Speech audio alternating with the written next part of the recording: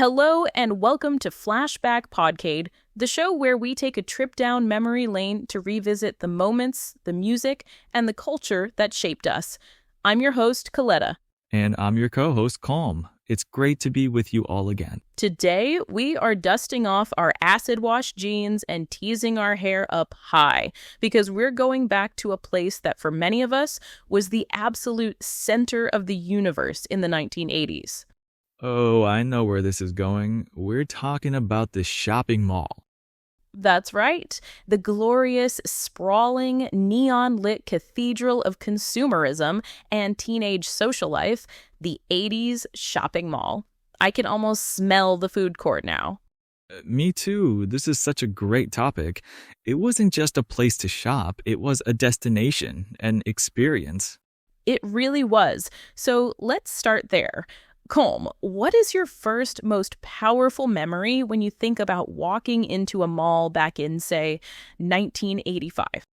Oh, that's easy. It's not a visual thing, it's a smell. The second you walk through those huge glass sliding doors, this wave of smells hits you. Right. What was in that smell? It was a mix. You had the sweet cinnamon sugar smell from the Cinnabon stand, which was usually right near the entrance. A strategic location. They knew what they were doing. Totally. And then there was the buttery smell of popcorn from the movie theater, and also the slightly chemical smell of the water in the big fountain that was always in the center court. The fountain, yes. Every mall had one, and people would throw pennies in it for good luck. Along with the smells, it was the sounds. The splashing of that fountain, the echo of hundreds of people talking and laughing, and layered over it all, you'd hear pop music. Yeah, whatever was big on the radio at the moment. You'd walk past one store and hear Madonna, walk past another and hear Duran Duran. It was like a constant low-level party atmosphere. It was a total sensory experience. What about you, Koletta? What's your core memory? For me, it was just the sheer size of it all. As a kid, holding my mom's hand, it felt like a futuristic city. The shiny tile floors, the escalators going up into the sky, the endless corridors of stores. It was both exciting and a little intimidating. I can see that. It felt like you could get lost in there for days. And the big department stores were the anchors, like Sears or JCPenney. They were like the giant castles at the ends of the kingdom. You'd use them as landmarks to figure out where you were. Exactly. Let's meet by the entrance of Macy's. It was a whole world under one roof. So let's go into that world. Let's talk about the stores themselves. What were the must-visit spots on your mall circuit? Okay, well, as a teenager, the first stop had to be the music store. For me, it was Musicland or Sam Goody. A classic choice. Ours was a Tower Records. It felt so cool and important. Right? You spent ages just flipping through the cassette tapes in those long wooden racks. I loved looking at the album covers, reading the little fold-out booklets with the lyrics. I do miss that. You really connected with the music in a physical way.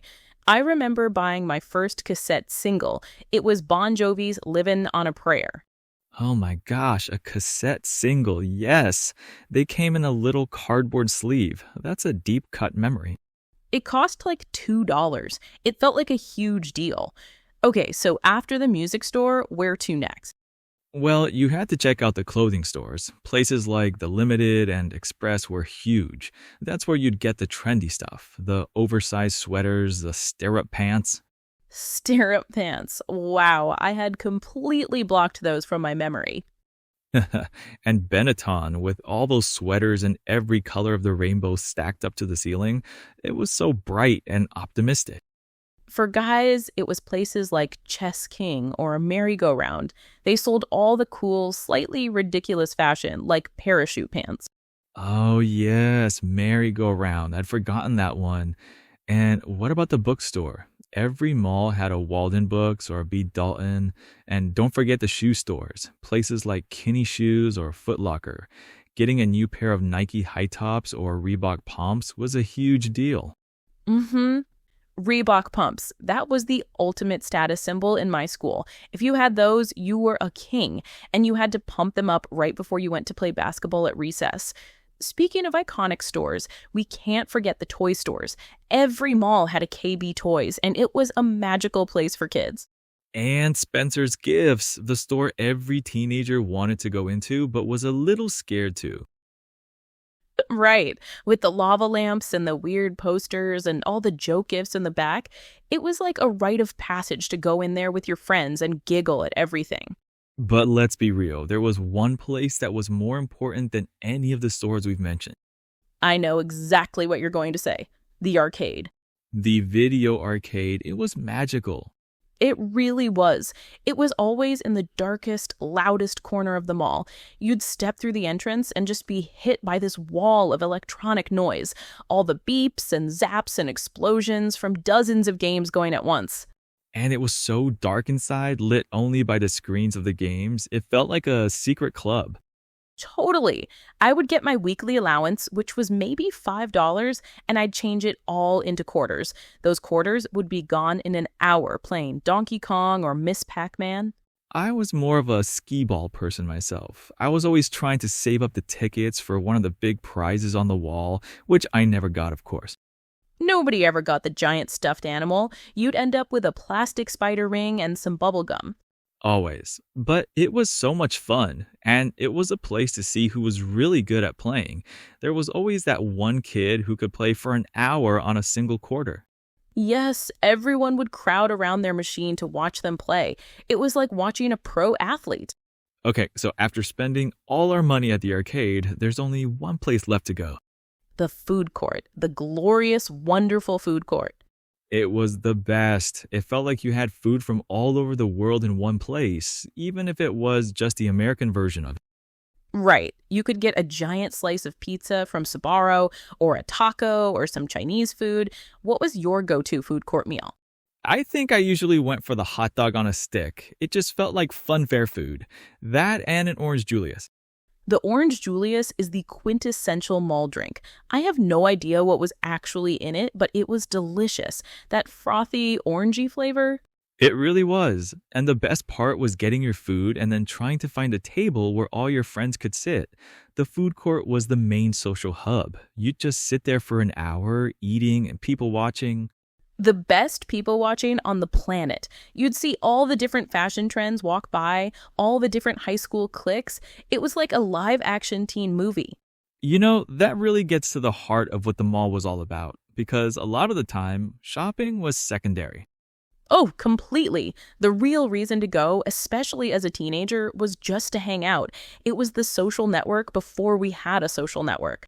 That is the perfect way to describe it. You didn't need to make specific plans. You just went to the mall on a Friday night or Saturday afternoon, and you knew your friends would be there somewhere. And the main activity was just walking. You'd do laps around the entire mall from one end to the other and back again, just to see who was there. Yes, the endless laps. And you had to have your look down perfectly. This was a place to show off your new Swatch watch or your perfectly pegged acid wash jeans. And the hair. We have to talk about the hair. So much hairspray.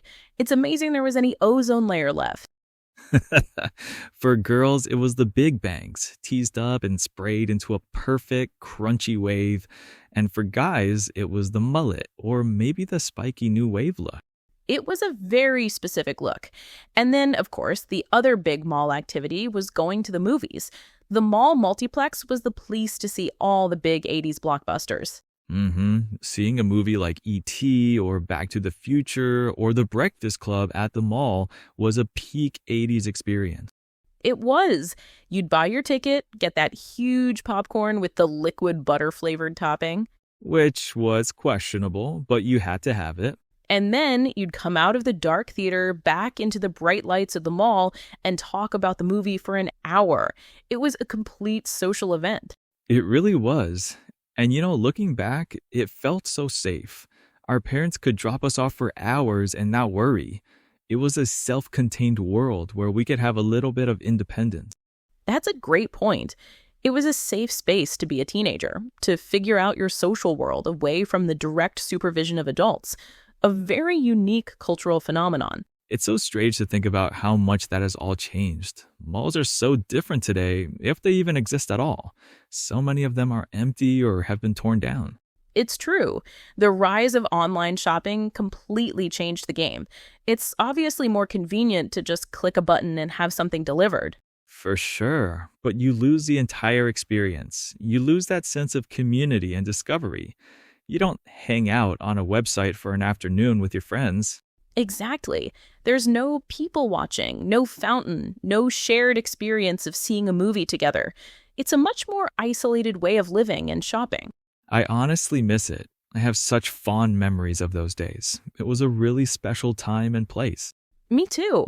It was more than just a collection of stores. It was the heart of suburban youth culture, a true icon of the 80s. Well, this has been an incredibly fun trip down memory lane. Thanks so much for sharing all your mall memories, Kolm. You too, Koletta. I had a blast. I think I'm going to go find an orange Julius recipe online now. Let me know how it turns out. And a huge thank you to all of our listeners for joining us today on Flashback Podcade. We hope this brought back some wonderful memories for you too. Be sure to join us next time for another journey into the past. Until then, take care. Bye, everyone.